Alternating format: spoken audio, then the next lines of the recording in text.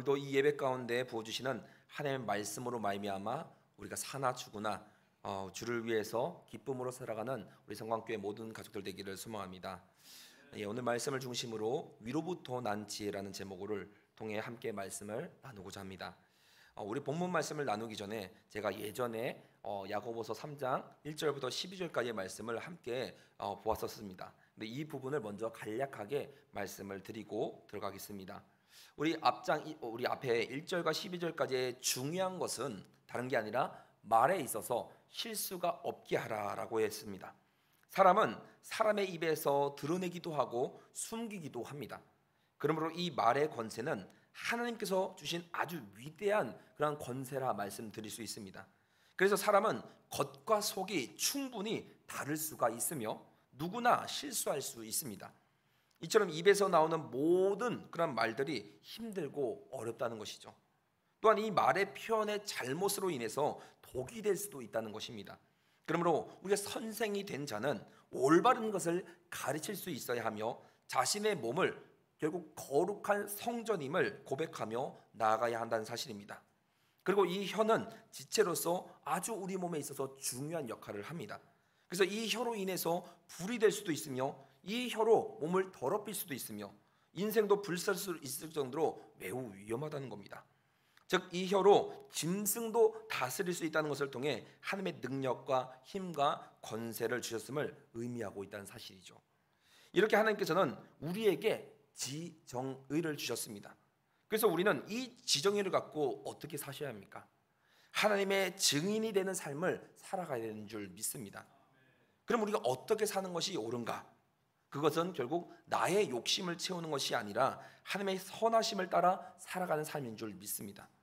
계속해서 우리는 실수하는 삶을 사는 것이 아니라 나의 잘못된 점이 있다면 우리가 과감히 그것을 인정하고 주님 앞에 나아가 회개하는 삶, 또 그 삶을 알고 깨달을 때에 평소 우리 말에 있어서도 어떻게 되겠습니까? 말에 대한 부분에 있어서도 잘해야 되며 열매를 보아서 그 나무를 알 수 있듯이 결과를 통해서 과정을 파악하게 된다는 말씀입니다.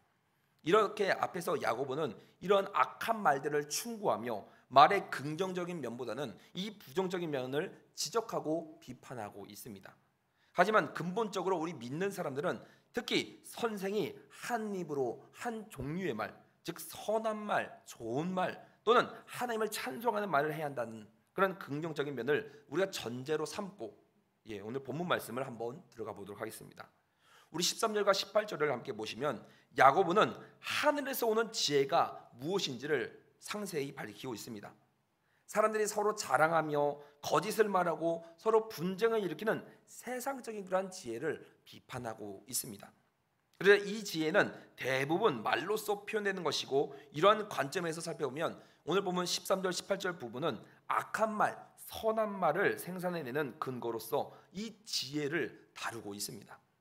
야고보는 아까 이전의 글에서 말에서 말, 혀, 입 등 밖으로 드러나는 것을 충고 및 이 경고한 이후에 이제는 이 근원, 그 근원이 어디서 나옵니까?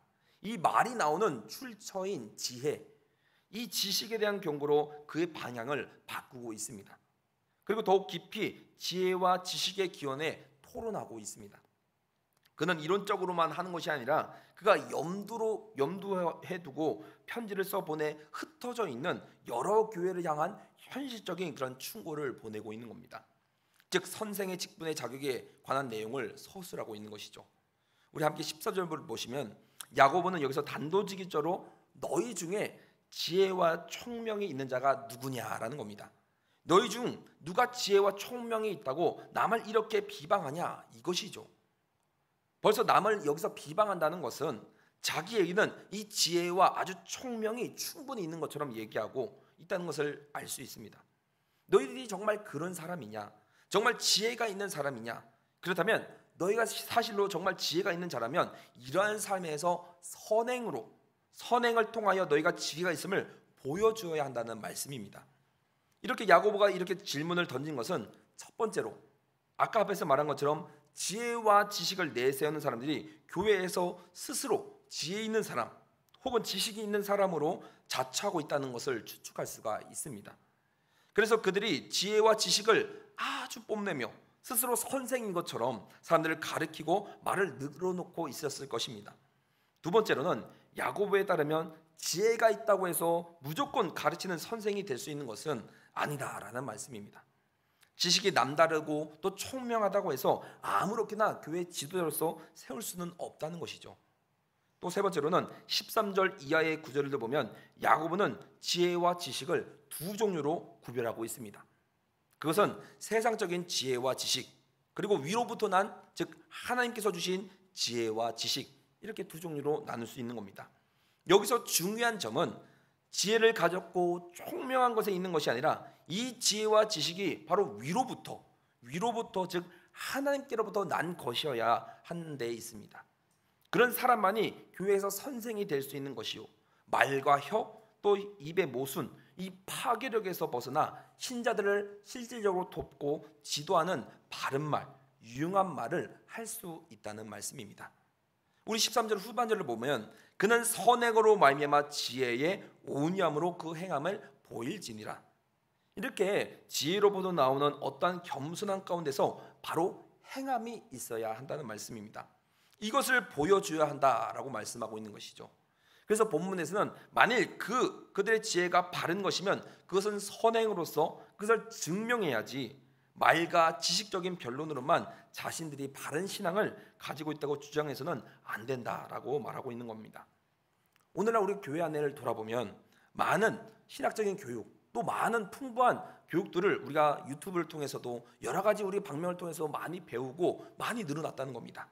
그런데 이러한 것에 있어서 좀 지식이 있다고 하는 이들이 교회나 혹은 목회자의 목회에 대해서 사사건건 비판과 비방을 하는 것이 들려올 때도 있습니다. 그리고 이들은 아무도 것도 전혀 모르고 있는 새 신자들이나 귀가 가벼운 이들을 마치 자기가 알고 있는 지식, 이것이 가장 바른 것이냐 가르칠 뿐만 아니라 그에 따라서 다른 이들의 신앙이 잘못되었는가를 지적하고 공격한다는 겁니다. 그래서 결국에 교회는 어떻게 되겠습니까? 이들로 말미암아 참된 지혜, 이런 것에 벗어나서 분파가 생기고 갈등이 생기고 대립이 생기게 되는데, 본문에서는 참된 지혜와 지식이 있는 자라면 절대로 교회 안에서 다툼을 일으키지 않고 또 선행과 온유함으로 그 자신의 지혜를 보여야 한다라고 말씀하고 있는 겁니다. 그런데 너희는 14절에 보면은 사실 여기서 독한 시기와 다툼이 그 안에 있다는 것입니다. 이 독한 시기와 다툼을 우리는 조심하시기를 바랍니다. 무엇보다 이것은 공동체를 무너뜨리는 가장 무서운 것 중에 하나라는 겁니다. 내 안에 좀 시기가 있고 그 사람의 미움이 들어가 있고 다툼이 있으면 말도 어떻게 되겠습니까? 이렇게 나올 수밖에 없다는 겁니다. 내가 정말 그를 사랑하고 좋아하면 말도 그렇게 나올 것이고, 그러니까 우리가 마음을 서서히 어떻게 해야 되겠습니까? 바꿔 나가야 한다는 사실입니다. 그래서 이러한 독한 시기, 다툼, 이런 것이 혹여나 우리 가운데 있다고 한다면 우리는 얘기하지 말고 분출하는 순간 어떻게 되겠습니까? 그게 사람들한테 상처로 다가올 수밖에 없습니다. 이런 것들을 다 진리를 거슬러 거짓말하는 것이며, 이런 것은 다 어떻게 되겠습니까? 땅에서부터 온다는 말씀인 겁니다. 위로부터 내려온 것이 아니고 땅의 것입니다. 그것은 정욕의 것이고 또 귀신의 것이라고 본문은 말씀합니다. 이것은 마귀적인 것이죠. 혼란스럽고 무질서한 것입니다. 그래서 이러한 곳에는 결국 뭐라고 말씀하고 있습니까? 16절에 말씀하고 있는 것처럼 이 시기와 다툼이 있는 곳에는 결국 혼란과 모든 악한 일이 있을 수밖에 없다 말씀합니다. 우리의 마음이 우리가 어떻게 먹느냐에 따라서 혀가 결국 움직일 것이고, 그래서 결국 혀와 마음이 하나가 되는 것이죠. 우리의 마음을 잘 다스려서 우리가 사람에 대해서 혼란과 악이 되지 않도록 우리는 다스려야 될 줄 믿습니다. 우리가 정말 참으로 지혜가 있는 자고 우리가 정말 제대로 된 믿는 자라면 우리의 삶 속에서 우리의 마음가짐도 항상 지혜 있는 자로서 선행으로 나타내어져야 될 줄 믿습니다. 그래서 결국에 18절에 말씀하고 있는 것처럼 우리는 결국은 모든 사람과 화평케 되어서 의의 열매를 거둬야 합니다. 그래서 우리가 17절과 18절에 보시면은 여기의 내용은 위로부터 난 참 지혜의 특성을 말씀하고 있습니다. 하늘에서 난 지혜는 세상의 지혜와는 완전히 다르다는 말씀입니다. 세상의 지혜는 독한 시기와 다툼과 진리를 거스르는 속임이 있는 반면에 위로부터 난 지혜는 화평으로 심어서 의의 열매를 거둔다고 말씀하고 있습니다. 그러므로 우리 모든 성도들은 이 참지혜를 얻도록 힘써야 될 줄 믿습니다. 그래서 우리가 위로부터 난 지혜, 즉 제대로 된 우리의 마음가짐, 그것은 무엇이냐면 첫 번째로 어떻게 말씀합니까? 본문 말씀 보시면 성결해야 된다고 말씀합니다. 순수해야 합니다. 우리의 삶 자체가 머리를 자꾸만 굴리는 것이 아니라, 잔머리만 굴리는 것이 아니라 우리는 여기서 성결해야 될 줄 믿습니다. 이 성결을 우리가 어원적으로 살펴보면 하나님 앞에서 나아가기에 충분히 깨끗하다입니다. 이렇게 참지혜는 겉으로 드러내기 위한 지혜가 아니라는 겁니다. 우리가 이 참지혜는 하나님 앞에 바로 서기 위한 지혜입니다. 그러므로 참지혜는 그 가치를 떨어뜨리게 될 다른 어떤 교훈이나 목적과 뒤섞이지 않은 채 깨끗하며 또한 불이나 더러움과 상같이 아니할 뿐만 아니라 죄의 어떠한 모습이라도 용납지 않는 것입니다. 이 지혜는 오직 마음과 생활에서 더욱더 거룩함을 추구할 뿐입니다. 그리고 두 번째로 무엇을 말씀합니까? 화평해야 된다 말씀합니다. 우리가 사람들 중에 보면 사람들과 쉽게 적을 두는 사람들이 간혹가다 있습니다. 조금만 하면 바로 싸우려고 하는 겁니다. 그렇지 않고 우리가 화평을 사랑하는 사람, 화평을 원하는 사람, 로마서 12장 18절에 있는 것처럼 할 수 있거든 너희로서는 모든 사람과 더불어 화목하라. 쉽게 삐지고 말하면서 상대방을 무시하듯이 쉽게 가볍게 여김으로 사람과 계속 이렇게 싸우는 사람이 있다는 겁니다. 대부분 그런 사람이 신앙이 나름대로 잘하는 사람 가운데 속에도 있을 수 있습니다. 나름대로 기도 생활도 많이 하고 봉사도 많이 하고, 그런데 무엇보다 앞에서 나선 사람일수록, 대표로서 섬기는 사람일수록, 또한 신앙이 나름 열심히 하는 사람일수록 우리는 하나님 앞에서 볼 때 온전히 바로 서야 될 줄 믿습니다. 화평케 해야 합니다. 잘 삐지고 싸우고 그것은 제대로 된 마음가짐이 될 수가 없습니다. 제대로 된 마음가짐은 성경에서도 말씀하고 있듯이 할 수 있거든이 화목해라입니다. 평화를 사랑하는 것이 화목입니다. 평화를 우리는 사랑할 수 있어야 합니다. 싸우지 않고 화목하게 할 수 있도록 우리는 나아가야 됩니다. 우리가 지금 전 세계를 돌아보면 얼마나 안타까운 일들이 많이 일어나고 있습니까? 지금도 수많은 사람들이 안타까운 그런 목숨을 잃고 있다는 것입니다. 전쟁으로 잃고 또 서로 간의 다툼으로 잃고 쉽게 또 요즘에는 너무 많은 사건들이 일어나고 있지 않습니까? 여러 가지 칼부림도 일어나는 그런 세상 속에서 우리는 어떻게 되겠습니까? 더불어 화목할 수 있도록 애써야 합니다. 혹은 우리 가운데 그 가운데 보면 잘못된 사상에 물들어서 서로를 죽이는 것이 서슴지 않는, 심지어 자살 폭탄까지 일어날 정도로 이런 안타까운 일들을 볼 때마다 통탄할 뿐입니다. 성도 여러분, 이 참 지혜는 올바른 관계와 질서를 자아내는 지혜입니다. 거짓 지혜는 하나님과 인간 관계를 계속해서 불화하게 만들고 사이를 갈라놓고 이간질한다는 겁니다. 또한 인간과 인간, 또 인간과 자연과의 관계를 파괴적인 관계로 만들어 놓게 되는 겁니다. 결국에는 거짓 지혜는 화평이 있을 수가 없습니다. 그러나 참 지혜는 화평을 계속해서 보존하며, 그리고 이웃과 하나님에게를 더욱 힘쓰며 인간으로 하여금 하나님께 더 가까이 나가게 된다는 말씀입니다. 그리고 세 번째로는 이 참 지혜는 관용하다고 얘기합니다. 관용하다는 것은 상대방을 불쌍히 여기는 것이죠. 상대방의 잘못이 있다면 너그럽게 받아들이고 용서하는 겁니다. 그리고 참 지혜는 거친 말과 행동으로 다른 사람을 비난하지 않는 지혜입니다.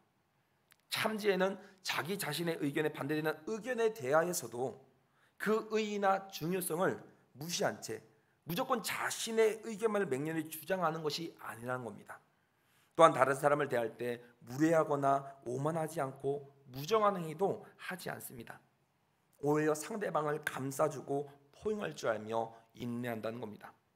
그리고 아무리 상대방에게 정말 큰 실수를 할지라도 용서를 구할 때 용서를 한다는 겁니다. 왜 그렇겠습니까?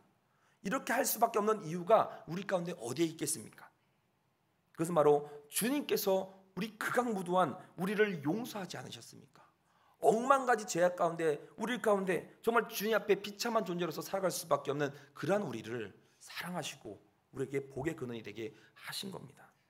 복의 근원으로 그 예수 그리스도를 우리에게 보내심으로 우리가 그 은혜를 생각할 때마다 마땅히 우리는 용서하는 자로서 살아가야 될 줄 믿습니다. 네 번째로 우리 참지혜는 양순하다 합니다. 순종적인 기질인 것이죠. 즉 매우 쉽게 권고될 수 있다는 뜻으로 선한 일을 권하거나 악을 떠나라고 하는 이 권면을 순순히 받아들이는 그 마음 태도를 의미합니다. 반면에 연약하고 그릇된 양순함도 있을 수 있습니다. 이러한 양순함은 세상의 거짓 지혜가 권하는 말까지도 복종하다는 겁니다. 그리고 그것을 이겨내고자 하는 의지나 힘이 없습니다.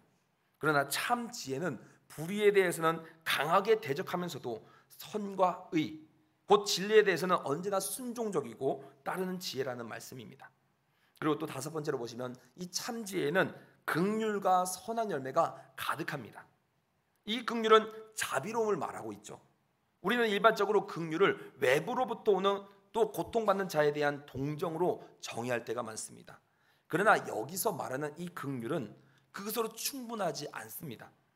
참 지혜로서 이 긍휼은 하나님께서 베푸시는 이 긍휼이 반영이어야 합니다.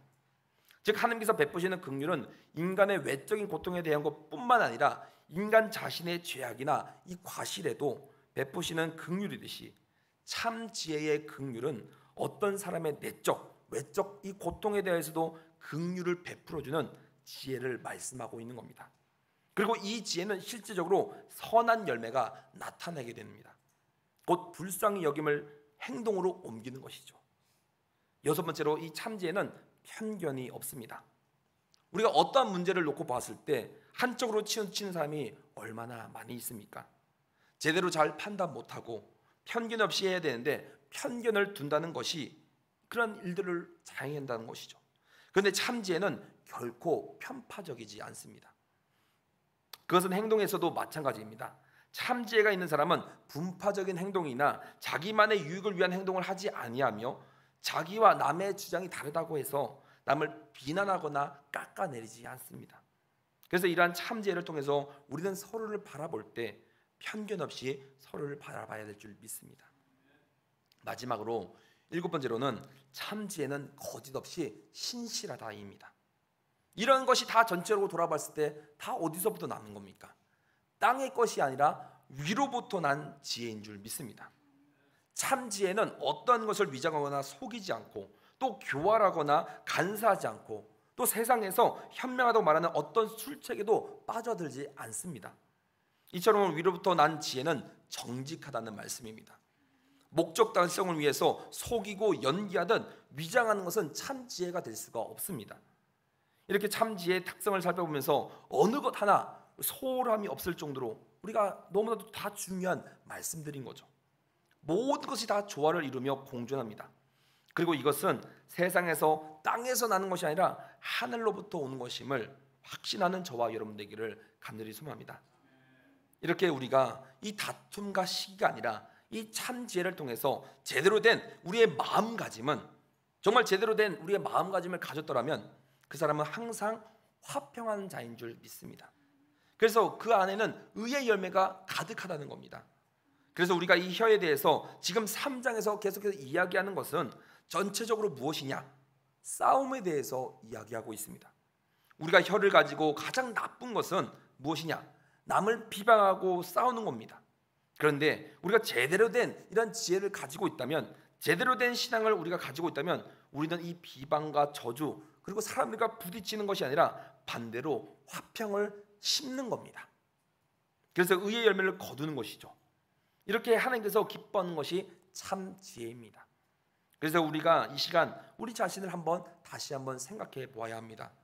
우리가 정말 참 지혜를 가지고 행함을 보여야 하는데 그 방법은 결국 우리의 이 마음을 다스리는 겁니다. 무릇 지킬 만한 것 중에 더욱 내 마음을 지키라. 생명의 근원이 이에서 남이라 말씀했습니다. 우리는 무엇보다 자기의 마음을 다스릴 줄 알아야 합니다. 그러므로 아침에 일어나면 우리는 기도로부터 시작해야 합니다. 당연하게 해야 되는 것이죠. 당연한 것이지만 그렇지 못할 때가 얼마나 많습니까? 허나 기도로 시작함으로 우리의 마음을 미리미리 다스려야 되는 겁니다. 그래서 다스리는 것에 있어서 우리는 점차적으로 계속해서 프로가 되어야 합니다. 우리 마음을 잘 다스려야되며 익숙해져야 합니다. 내 마음을 지키라. 생명의 근원이 이에서 납니다. 생명의 근원이 바로 우리 마음 안에서 나온다는 것입니다. 마태복음 12장 34절에 주님께서 친히 말씀하는 것이 무엇이냐면 이는 마음에 가득한 것을 입으로 말함이라. 결국 내가 어떠한 사람인지 그것은 그가 어떠한 말을 하는가에 따라서 분명히 드러난다는 사실입니다. 오늘 우리가 이 말씀을 통해서 다시 한번 우리 마음을 다스려야 될 줄 믿습니다. 우리가 평생을 살아가면서 우리 마음을 다스리기 위해서 필요한 건 결국 말씀 가운데, 기도 가운데 온전히 바로 서 있어야 합니다. 한 주간의 삶 속에서 단지 주일에만 예배 나오고 그렇게 나면 6일 동안은 다 세상에 흩어져 있습니다. 얼마나 우리가 유혹받기 쉬운 그 세상 가운데 있습니까? 우리가 세상 가운데 6일 동안 있을지라도 그 가운데는 우리 수요 예배도 있고, 그리고 점차 또 이제 다시 시작할 금요 기도회를 통해서도 늘 우리의 말씀과 기도로 동행하는 삶을 사셔야 합니다. 누려야 합니다. 말씀을 통해서 깨닫고 변화되고, 또한 기도 생활도 마찬가지입니다. 기도 생활을 통해서 정말 내 혀를 잘 사용하고 있는지, 정말 성령 충만해서 나를 잘 다스리고 있는지 점검해야 합니다. 그래서 여러분들이 마음을 잘 다스리기 위해서 빌립보서 4장 8절에 있는 것처럼 빌립보서 4장 8절에는 우리에게 이렇게 말씀합니다. 끝으로 형제들아, 무엇에든지 참되며 무엇에든지 경건하며 무엇에든지 오르며 무엇에든지 정결하며 무엇에든지 사랑받을 만하며 무엇에든지 칭찬받을 만하며 무슨 덕이 있든지 무슨 기림이 있든지 이것들을 생각하라입니다. 바울 사도는 이렇게 말하는 것입니다. 우리가 항상 옳고 정결하고 사랑받을 만하고 칭찬받을 만하고 덕이 되는, 기림이 되는 이런 것들을 생각해야 한다는 말씀입니다. 그게 곧 얼굴에서도 나오고 말도 나오게 되는 겁니다. 여러분, 그 사람이 어떤 생각을 가지고 있느냐, 그의 눈빛에서 나오고 그의 인상에서 나오고 그의 말에서 나오고 그의 행동에서 나온다는 겁니다. 그 사람의 생각, 그 사람의 머릿속을 막 굴리는 사람들이 있습니다. 근데 그런 사람들 딱 보면 벌써 꿍꿍이가 있는 것처럼 그 속이 훤히 들여다 보인다는 겁니다. 단순하지가 않고 계속 머릿속을 굴리니까 어떻게 되겠습니까? 여러분, 우리가 사람이 미우면 이 눈으로 딱 찌릿찌릿하면서 보는 그 미움이 드러납니다. 저 사람을 딱 봤을 때 이미 선입견으로 밉다라는 그 표식이 눈에서 보인다는 겁니다. 어떤 사람이 미울 때 그 눈빛 딱 있지 않습니까? 또 얼굴의 표정 또한 딱 달라집니다. 바로 딱 봤을 때 티가 납니다. 저 사람이 나를 싫어하는지 좋아하는지 그런 티가 다 나지 않습니까? 우리 청소년 친구들만 제가 이제 아이들에게 말씀을 가르치다 보면 그 얼굴에서 다 티가 납니다. 마찬가지로 우리 성도님들도 분명히 그런 티가 날 수가 있습니다. 또 그 눈, 자동적으로 우리의 얼굴에 근육에 몇 백만 개의 세포가 움직이는지 알 수는 없지만 그 얼굴에 결국 계속 미움이 가득하다면 그 얼굴에는 미움이 가득한 얼굴로 자라납니다. 그래서 우리가 항상 이 마음을 다스릴 줄 알아야 됩니다. 성도 여러분, 우리는 마음의 내적인 그 아름다움을 계속해서 키워나가야 합니다. 그래서 그 아름다움이 우리 얼굴에도 비춰져야 됩니다. 무릇 지킬 만한 것 중에 내 마음을 지켜야 됩니다. 또 우리 습성 중에 마음에 빼앗기는 것들, 계속 생각하는 것들을 결국에는 내 입속으로 말하게 됩니다. 언어 생활을 보면 그 사람이 무엇을 생각하는지 알 수가 있습니다. 그렇기 때문에 우리는 우리의 이 잠재의식, 아까 혀에 대한 이런 위험함을 보면서 그것은 우리가 길들일 수가 없는데, 길들기가 어렵지 않습니까? 그런데 우리가 이것을 길들일 수 없는데 어떻게 할 것인가? 그것은 바로 잠재의식조차도 길들여져야 합니다. 오늘날 한국교회 성도들 속에는 평일에는 밤낮 세상적으로 실컷 놀고 밤낮 세상 사람들을 만나고, 그리고 밤낮 불륜이나 혹은 범죄에 대한 자극적인 시청각에 노출되어 있습니다. 그렇게 노출되어 있다가 주일날에 딱 와서 대화를 하려고 하다 보면 막상 하다 보면 자기도 모르게 은연중에 세속적인 말들이나 세속적인 그런 관심사들이 막 튀어나오게 된다는 겁니다. 한때 저도 유행했던 유행어 중에서 이런 말이 있습니다. 그 드라마 속에서는 불륜 때문에 그렇게 잡혀서 이야기를 하는데, 그때 아주 유명한, 정말 많은 사람이 충격적인 그 대사가 있습니다. 바로 사랑한 게 죄는 아니잖아. 놀랍지 않습니까? 불륜을 당당히 저질러 놓고 당당히 말하는 겁니다. 이게 그 당시에 엄청나게 화제가 되어서 다니는 곳곳마다 SNS, 기사 등등 풍자하는 그런 드라마까지 각양각색이었습니다. 근데 이러한 언어들이, 그러한 억양들이, 그러니까 이럴 때 굉장히 조심해야 합니다. 결국 우리 머릿속에 무엇을 계속 넣고 있는가? 세상적인 것을 계속 넣고 세속적인 친구들을 계속 만나면 그런 것들로 인해서 결국 나도 그렇게 사람으로 변화되는 겁니다. 우리가 말씀적으로 살기에는 어려워도 세상적으로 가기에는 너무 쉬운 그런 세상에 오늘 놓여져 있습니다. 그래서 우리는 이 빌립보서 8절에 나와 있는 것처럼 계속해서 우리는 좋은 것들로, 선한 것들로, 말씀으로 계속 채워넣어야 될 줄 믿습니다. 우리가 중요한 것은 우리가 신앙생활을 하면서 무엇을 계속 하려고 하는 것이 중요한 것이 아니라 나라는 사람을 계속 가꾸어 나가야 합니다. 내 마음을 잘 다스리고 내 생각들을 잘 바꿔야 이것들이 자연히 우리 가운데 우러나오게 됩니다. 기독교적인 그런 행태를 취한다고 해서 그런 역량이 나오는 것이 아닙니다. 그래서 오늘 이 말씀을 통해서 우리가 앞으로 계속해서 살아갈 때에 내 혀라는 것은 남을 비방하기에 딱 좋구나, 딱 좋은 거구나. 우리가 이것을 없애기 위해서 먼저 내가 사람을 사랑하면, 근데 사람을 사랑한다면 비방하지 않을 거 아니겠습니까?